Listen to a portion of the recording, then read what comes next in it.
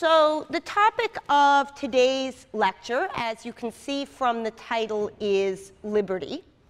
And the best way to get a sense of the project in which we will find ourselves engaged today is to contrast the opening pages of Rawls' theory of justice with the opening pages of Nozick's Anarchy, State, and Utopia. So you'll recall that when we were reading the Rawls, for some reason the remote is not working. That's a pity, but there we go. You'll recall that when we were reading the Rawls, Rawls began his text by speaking of justice as the first virtue of social institutions. It plays the role with regard to the legitimacy of an institution that truth plays with regard to the legitimacy of a system of thought. Each person, says Rawls, possesses an inviolability founded on justice that even the welfare of society as a whole cannot override. For this reason, says Rawls famously in these opening pages, justice denies that the loss of freedom for some is made right by a greater good shared by others. So Rawls is concerned with an inviolability of humanity based on a notion of justice. Nozick is also concerned with a kind of inviolability. But rather than seeing the core of that inviolability as lying in some notion of justice, he sees it as lying in a notion of rights. So he says, in the opening of the preface, the first sentence which you read for today, individuals have rights, and there are things that no person or group may do to them without violating those rights, and goes on to say that the minimal state, limited to the narrow functions of protection against force, theft, fraud, the enforcement of contracts, and so on, is the most extensive state that can be justified.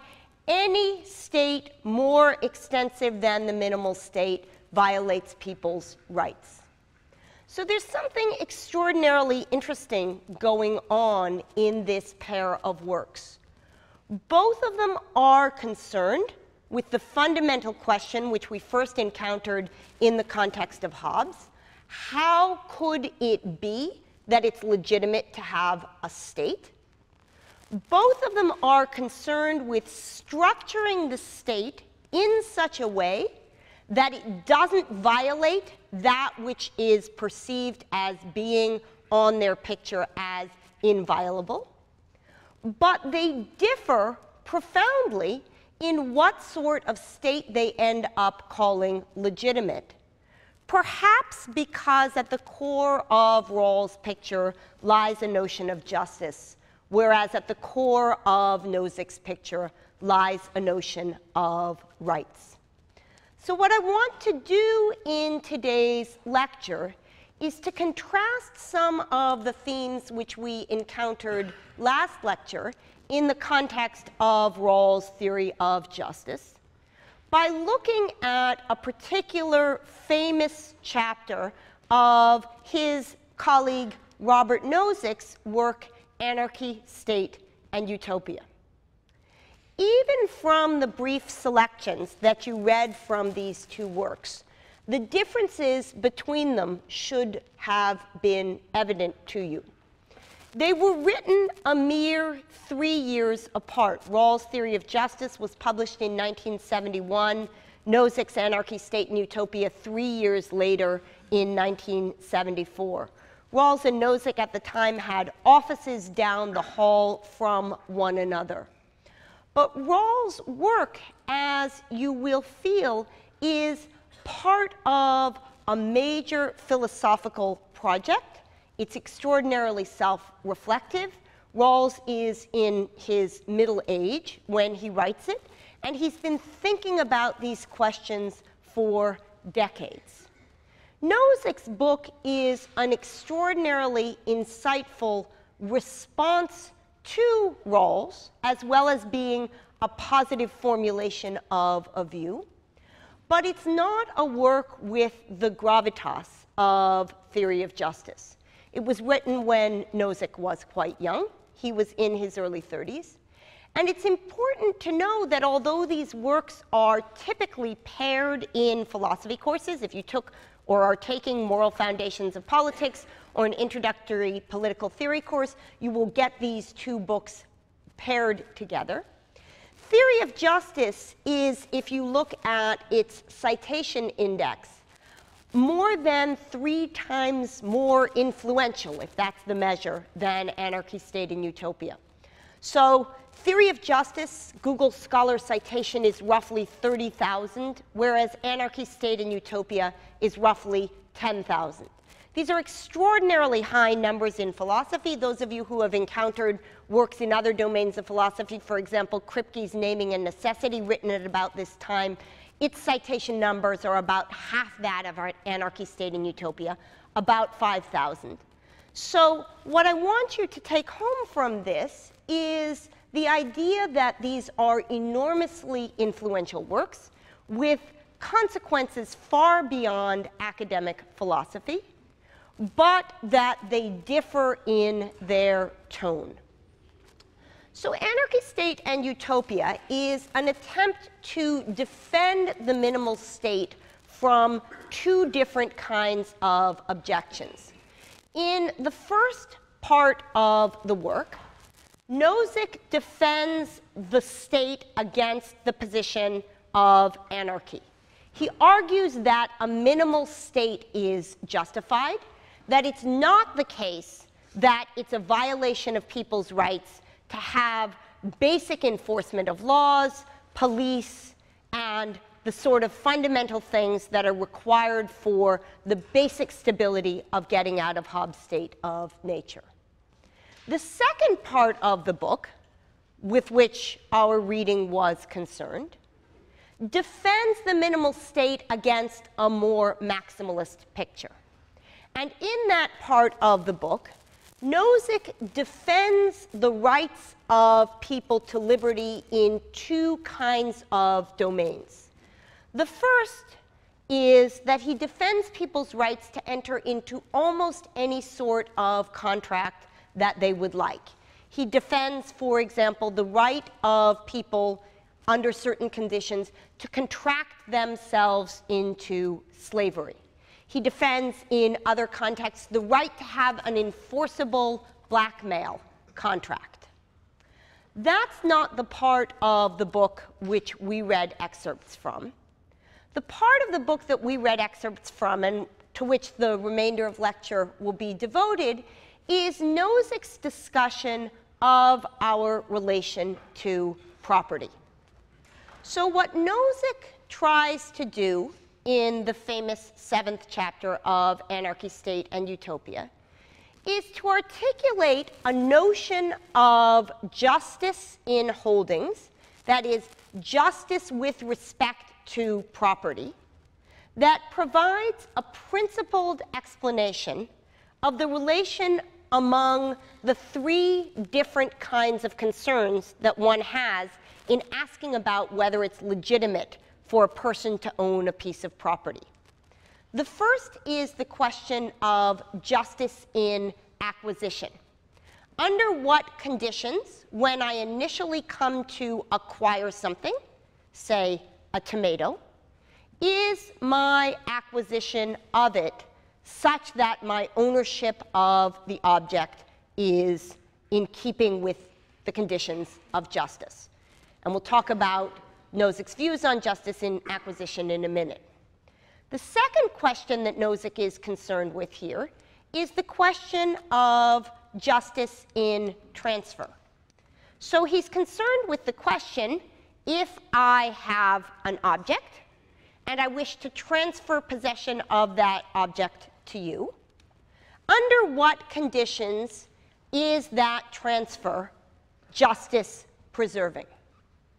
And finally, Nozick is concerned with the question of rectification of injustice. So suppose I own something which you illegitimately take from me, under what conditions and how do I reclaim possession of that object? Nozick's argument is that we can say everything that needs to be said about justice in holdings, everything that needs to be said about the distribution of property in a society that doesn't violate people's rights, by appeal to an inductive definition that runs as follows. He says, if a person acquires a holding in keeping with the principle of justice in acquisition, the person, P, is entitled to the holding. So if I come to own something in a way that is legitimate, rule following, my owning of that object is in keeping with the rules of justice. The second clause is an induction clause. If a person acquires a holding in keeping with the principle of justice in transfer from somebody who was entitled, either as the result of a transfer or as the result of an initial acquisition, to hold that object, then the person is entitled to hold that object. And finally, Nozick has a closure clause. No one is entitled to a holding except by repeated applications of 1 and 2. Now, those of you who have taken mathematics are familiar with this sort of definition. If I want to provide an inductive definition of the natural numbers, I might begin by saying 1 is a member of the set of natural numbers. That's my base clause. I then add, if anything is a member of the set of natural numbers, then that plus 1 is a member of the set of natural numbers. And then I put in place some sort of closure condition such that the natural numbers, for example, are all and only those things that satisfy the first and second clause. So the picture that Nozick is providing us with here is one that gives us a certain kind of closed system. So let's see how it works in a particular case. Nozick stresses that when you make use of the principles that he's articulated here, what matters is the process, not the outcome.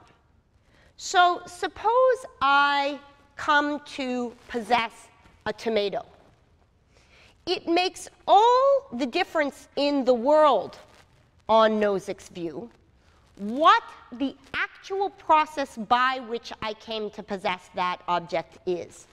If, for example, there was a garden down the road from me, which I didn't own, where a beautiful tomato sat, and I took that tomato without permission, my possession of that tomato is illegitimate.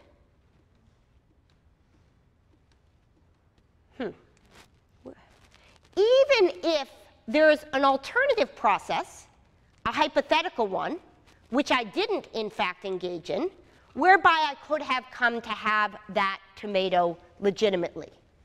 If a thief takes your property, says Nozick, it doesn't make his possession of your property legitimate, even if you could have voluntarily given it to him.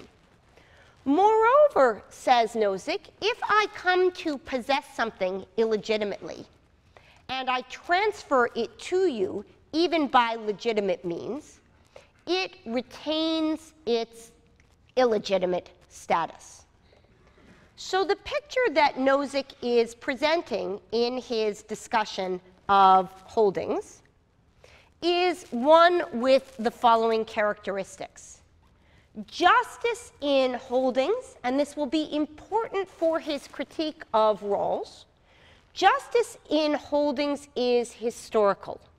It depends on what actually happened. In particular, if something is owned as the result of an unjust acquisition, it produces an unjust holding. If something is owned as the result of an unjust acquisition plus a just transfer, it still produces an unjust holding. If something is owned as the result of a just acquisition and an unjust transfer, it produces an unjust holding. And if something is owned as the result of an unjust acquisition and an unjust transfer, it's not that these two injustices cancel one another out. Rather, we have, again, an unjust holding. It's only under two conditions that holdings are just on Nozick's picture. The first is if it's a straightforward just acquisition. And the second is if there's a just acquisition followed by one or more just transfers. So far, this isn't getting Nozick very far in terms of a critique of Rawls. But the next step will allow you to see how this notion of justice in property does work on the Nozick picture. What Nozick goes on to say is that the holdings of a person are just if he's entitled to them by the principles of justice in acquisition and transfer, or in imperfect situations by the principle of rectification. That is, it's a necessary condition on justice in holding that they have been acquired through one of these two steps. But it is also a sufficient condition. If each person's holdings are just, then there are no more questions to be asked about the aggregation of holdings. If each person's holdings are just, then the distribution of holdings is just.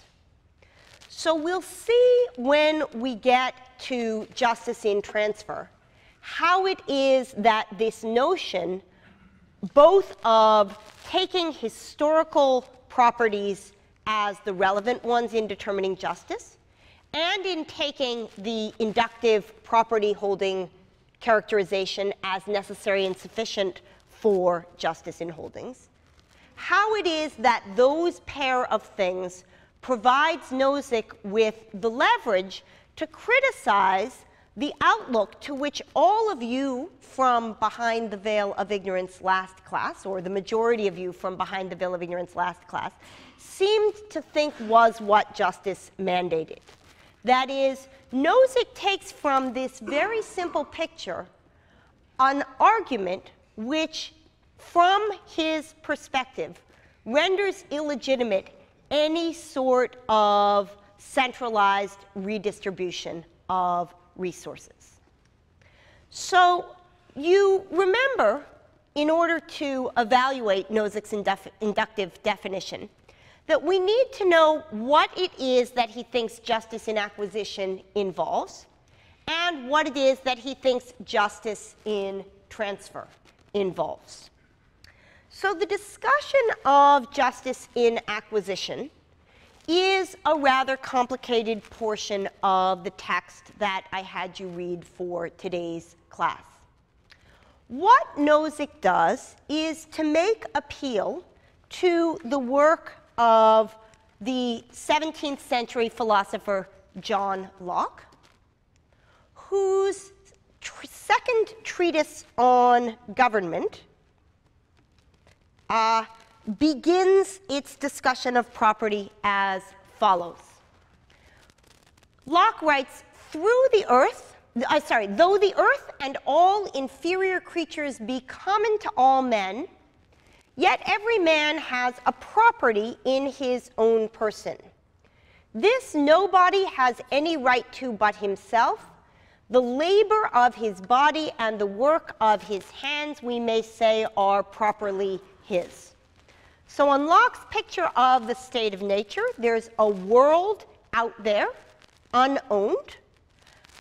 We're setting aside a set of concerns about whether this picture that the earth and all inferior creatures belong in any principled sense to human beings, and rather looking at what it is that Locke's argument for the justice in acquisition clause involves.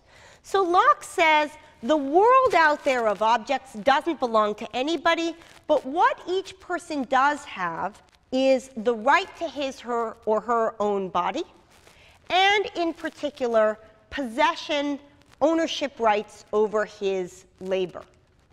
So, says Locke, whatsoever he removes out of the state that nature hath provided and left in it, he hath mixed his labor with, and joined it to something that is his own, and thereby makes it his property, concluding, it being by him removed from the common state nature placed it in, it hath by this labor something annexed to it that excludes the common right of other men, for this labor being the unquestionable property of the laborer, no man but he can have a right to what that is once joined to, at least when there is enough and as good left in common for others. So Nozick takes from this discussion of Locke two things.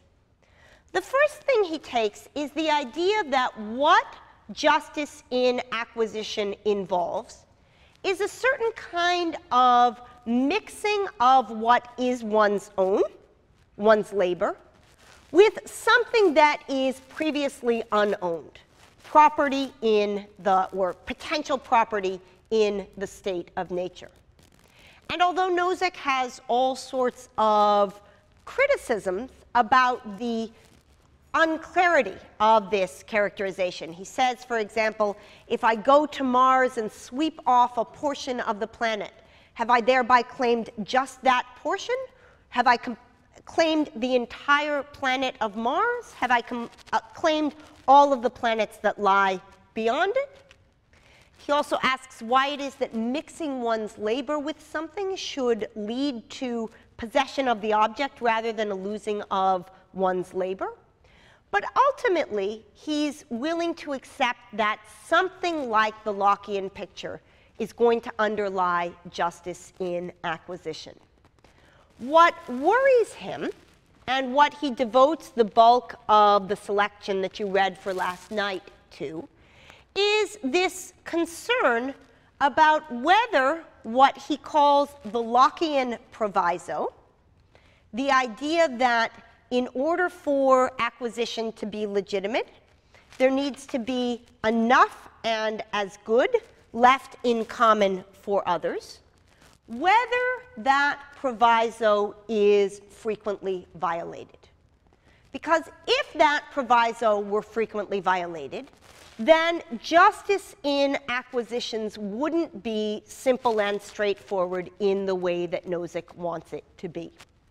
So the basic structure of the argument that you read, and I'll run through it in more detail in a minute, the basic structure of the argument that you read in the context of Nozick's discussion of Locke runs as follows. Locke has a reasonable picture of what acquisition of property involves. We need to fuss with it around the edges, but I'm not going to worry about that, says Nozick. What I am going to worry about is whether this notion of there being enough and as good left in common for others is going to undercut the whole Lockean picture. So what's the idea look like? Suppose that four of us come upon a field of previously unclaimed cows, and that one of us claims 4 of the cows. And then a second of us claims 6 of the cows, and a third of us claims the remaining 6 cows. Has the Lockean proviso been violated?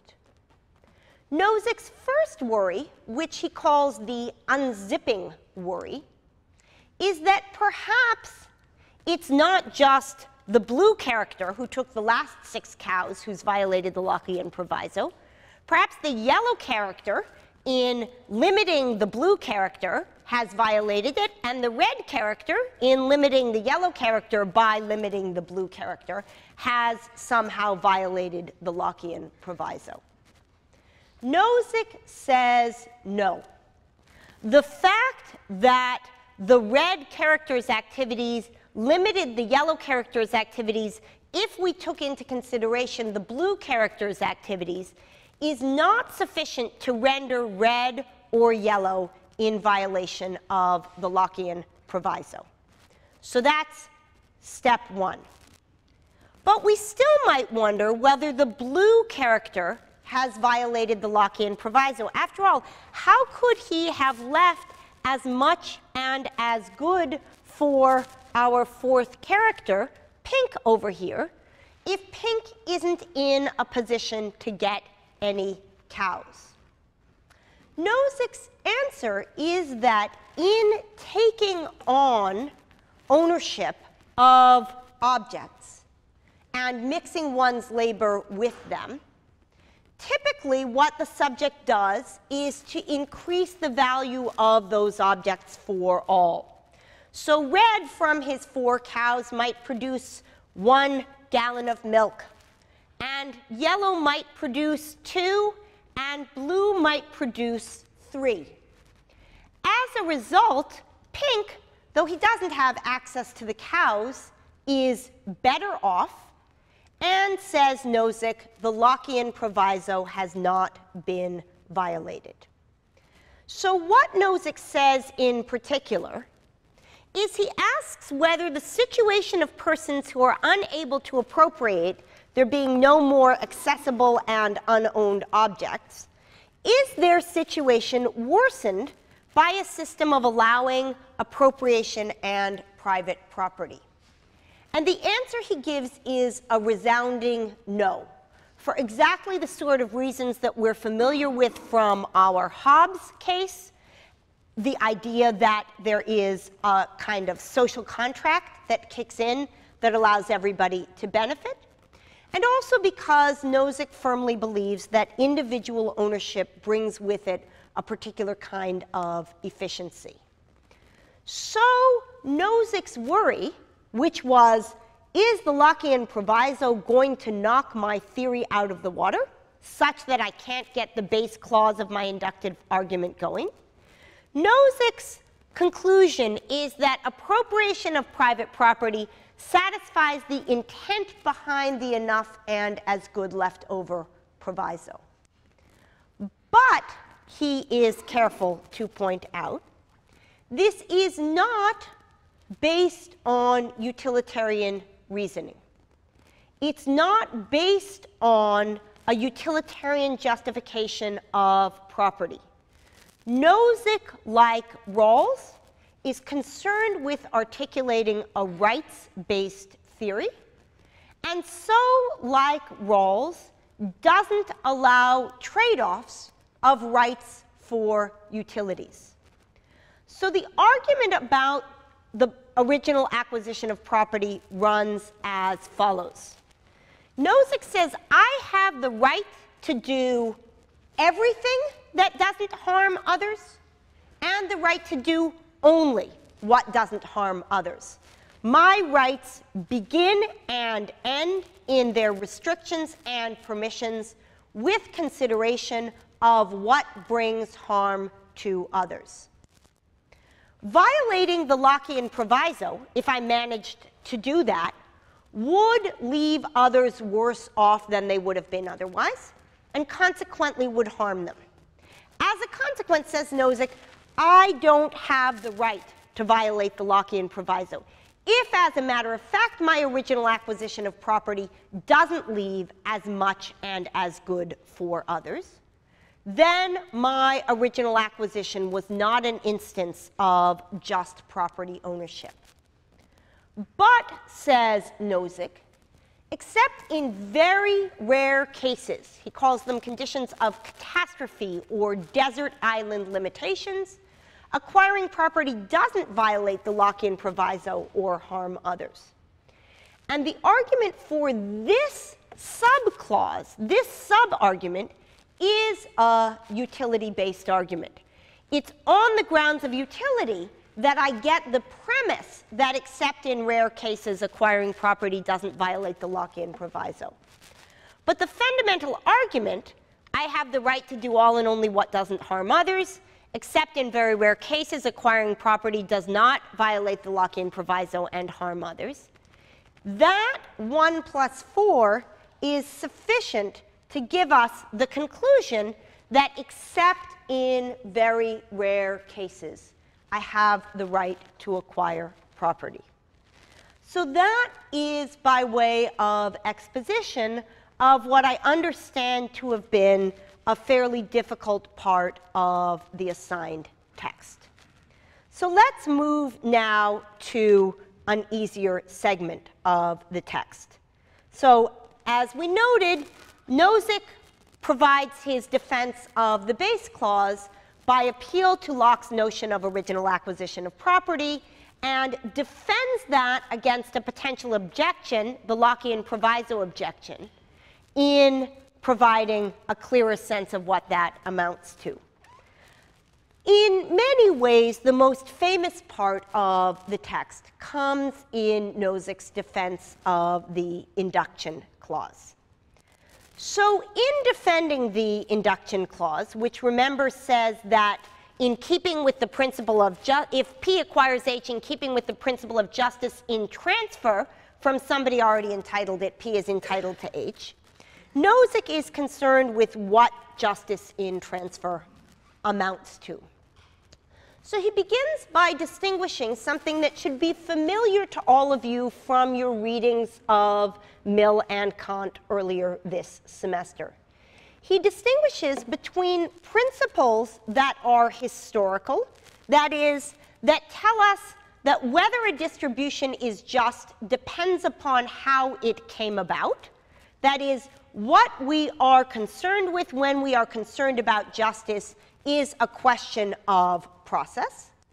And he contrasts those with what he calls end result principles, where whether a distribution is just depends upon how things are distributed. So you'll remember that when we were reading Kant and trying to determine whether an action counted as moral, Kant, or morally praiseworthy, Kant was concerned about the process by which that action was carried out. Mill, by contrast, was concerned with outcome. Nozick goes on in the opening parts of chapter 7 that we read to provide a defense of historical principles and to argue that one consequence of that will be that we can never judge the justice of a society by looking at how its goods are distributed. So, he points out, it has been typical in the articulation of theories of justice to claim that a society is just if goods are distributed according to some sort of independently specifiable criterion. For example, distribute goods according to the moral merit of those who receive them, or according to the intelligence of those who receive them, or according to the effort that individuals put in, or according to their need for the objects that you distribute.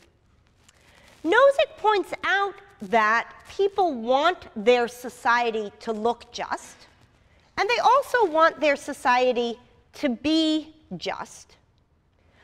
But in asking their society to look just, Nozick thinks they make a mistake if they take pattern as a way of determining legitimate outcome. Must the look of justice, asks Nozick, reside in a resulting pattern which we can specify independently and in advance, rather than in the underlying generating principles? And to think about this, it's helpful to help ourselves to a three-way distinction that John Rawls makes in the context of theory of justice.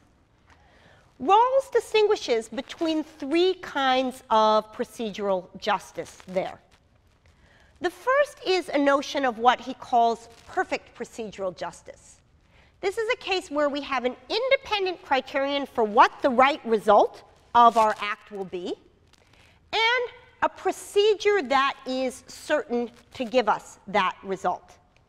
So, for example, if I'm trying to divide a cake, of which all of us want pieces, there's an independent criterion for the right result, namely, each of us gets a piece of exactly the same size, and there's a sure procedure for arriving at that result. What I do is I allow one person to slice, and that is the person who chooses his piece last. So long as he's in a position to make precise cuts, the result of this procedure will always give us what it is that we independently specified as the outcome we sought. We want equal slices, we have an independent criterion for the right result, and we have a sure procedure. He who slices chooses last. By contrast, in most situations, what we find ourselves in is a condition where our only choice is what Rawls calls imperfect procedural justice, where we have an independent criterion for the right result, but the procedure we have for achieving that result is imperfect. So, for example, in the legal system, we have a goal of convicting all and only those who are guilty of a crime. We have a clear sense of what the right result will be. But though we have a procedure which presumably does a good deal better than chance, it is undeniable that on occasion the guilty go free, and likewise undeniable that on occasion the innocent are convicted. The third kind of procedural justice is what Rawls calls pure procedural justice. This is a case where we have no independent way of specifying the result, and what we do is we adopt a procedure by which we will carry out in real time, in actuality, some sort of distribution, and as the result of having followed that procedure, whichever distribution arises is fair. So gambling has this structure.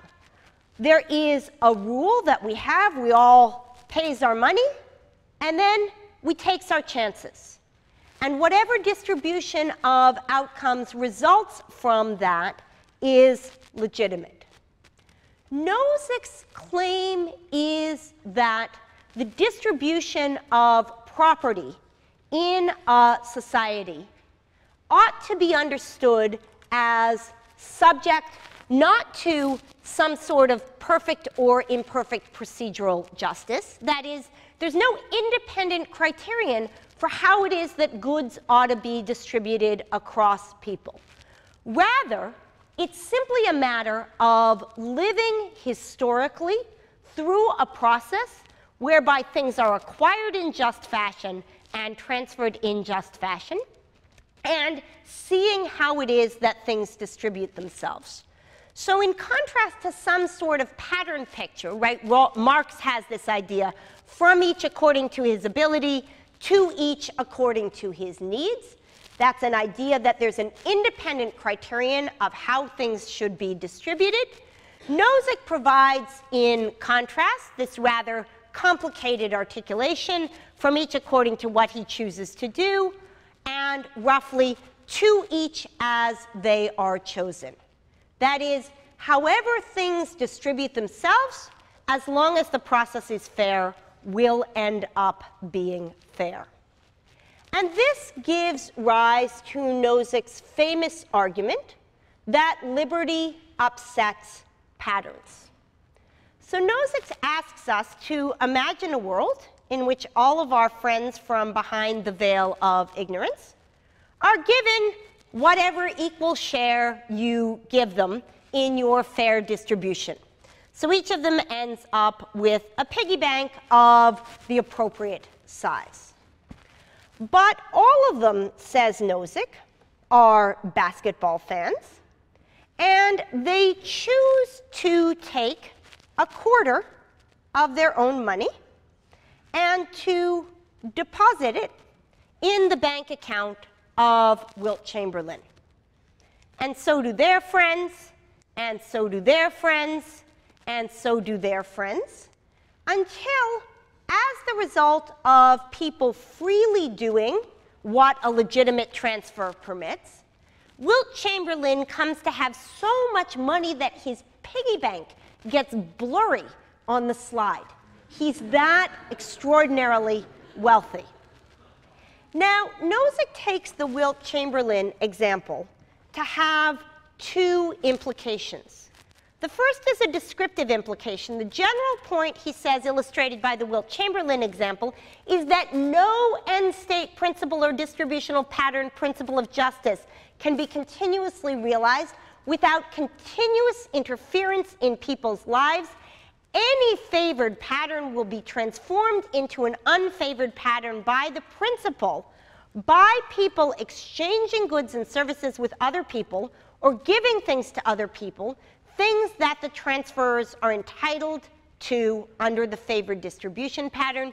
To maintain a pattern, one must either interfere with the process of transferring resources or interfere in such a way that one takes away from somebody who has legitimately acquired their pile of quarters and redistribute that. To maintain a pattern, says Nozick, one must either interfere to stop people from transferring resources as they wish to, or interfere to take from them resources that others chose to transfer to them.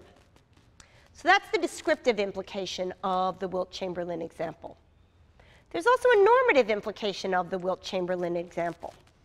Nozick says this, look, if D1, the initial distribution where each of our characters from behind the veil of ignorance had their piggy bank, D1 was a just distribution, and people voluntarily moved from D1 to D2, the one where Wilt Chamberlain ended up with the large amount of quarters, transferring parts of their shares that they were given under D1. Isn't D2 also just? If the people were entitled to dispose of the resources to which they were entitled under D1, didn't this include their being entitled to give to or exchange it with Wilt Chamberlain? Can anyone else complain on grounds of justice? Each other person, says Nozick, already has his legitimate share under D1, and after someone transfers something to Wilt Chamberlain, their shares are not changed. So the descriptive claim is that liberty will inevitably upset patterns, and the normative claim is that in so doing, no injustice has occurred. I'm going to close with two reasons that one might think that this argument doesn't work as cleanly as Nozick would think. The first we've encountered already, which is that many more situations have the structure of the problem of the commons than one might antecedently realize.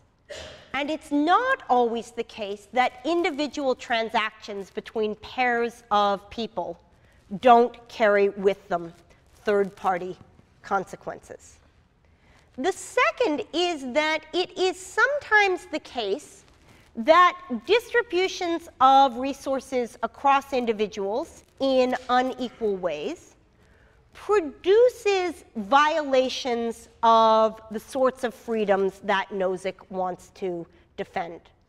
So suppose we start out with two groups of people, each of whom have roughly similar amounts of money, and they send their children to school with one another and share the same set of teachers.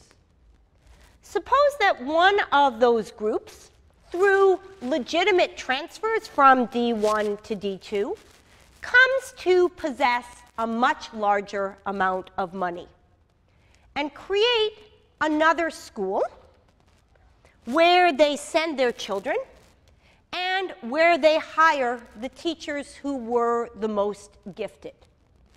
It may become the case that simply as the result of people having engaged in behavior that involved a series of independently legitimate transfers, the situation that results may impede the freedom of these children to become citizens of the sort whose rights Nozick wishes to defend.